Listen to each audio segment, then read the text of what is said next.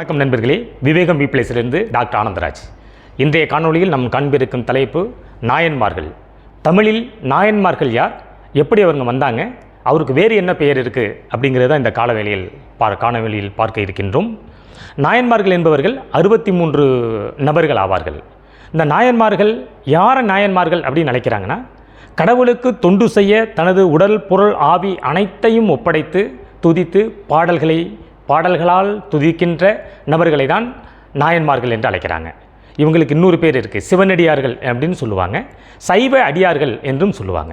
இந்த நாயன்மார்களை பற்றி தமிழில் யார் எந்த நூலில் குறிப்பிடுகிறார் அப்படின்னா, பெரிய புராணம் என்னும் நூலில் சேக்கிழார் அவர்கள் சைவரடியார்களை பற்றி குறிப்பிடுகின்றார்.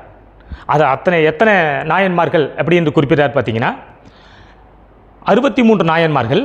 அவர்கள் எந்தெந்த நாடுகளிலிருந்து வருகிறார்கள் என்றால், சேர நாட்டிலிருந்து 2, சோழ நாட்டிலிருந்து 37, தொண்ட நாட்டிலிருந்து 8, நடுநாட்டிலிருந்து 7, பாண்டி நாட்டிலிருந்து 5, மலை நாட்டிலிருந்து 2, வடநாட்டிலிருந்து 2, மொத்தம் 63 நாயன்மார்கள் இருக்கின்றார்கள். அந்த 63 நாயன்மார்களில் 3 நாயன்மார்கள் பெண்கள். அவங்க யாரான்னு பார்த்தீங்கன்னா, ஒருத்தர் மங்கையர்க்கரசியார், இவர் பாண்டிய மன்னனுடைய மனைவி. இரண்டாவது இசைஞானியார், இவர் திருத்தொண்ட தொகை புராணத்தை எழுதிய சுந்தரருடைய அம்மா. மூன்றாவது காரைக்கால் அம்மையார். இந்த மூவர் மட்டும் பெண்கள் ஆவார்.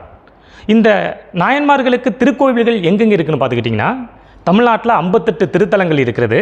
பாண்டிச்சேரியில், அதாவது காரைக்காலில் ஒரு திருத்தலம் இருக்கிறது. ஆந்திராவில் 1, கர்நாடகாவில் 1, கேரளாவில் 2, இந்த இடங்களில் நாயன்மார்களுக்கு திருத்தலங்கள் அமைந்துள்ளன. இந்த திருத்தலங்களில் அமைந்துள்ள நாயன்மார்கள் பார்த்தீங்கன்னா, அனைவரும் நின்ற நிலையில் இருப்பார்கள். என சிவனை வழிபடும் பொழுது பயபக்தியுடன் நின்ற நிலையில் இருப்பார்கள். இதில் ஒரு நாயன்மார் மட்டும் அமர்ந்த நிலையில் இருப்பார். அந்த அமர்ந்த நிலையில் இருக்கிற நாயன்மார் யார் என்பதை அடுத்த வகுப்பில் நாம் காண்போம். இந்த பெரிய புராணத்தை எழுதியவர் யாருன்னா சேக்கிழார். சேக்கிழார் என்பவர் தான் இந்த பெரிய புராணத்தை, இந்த நாயன்மார்களை அனைத்தையும் குறிப்பிடுகின்றார்.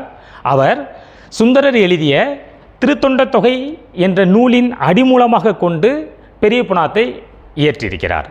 நன்றி நண்பர்களே. வரும் காணொளியில் அமர்ந்த நிலையில் இருக்கின்ற நாயன்மாரை பற்றி பார்ப்போம்.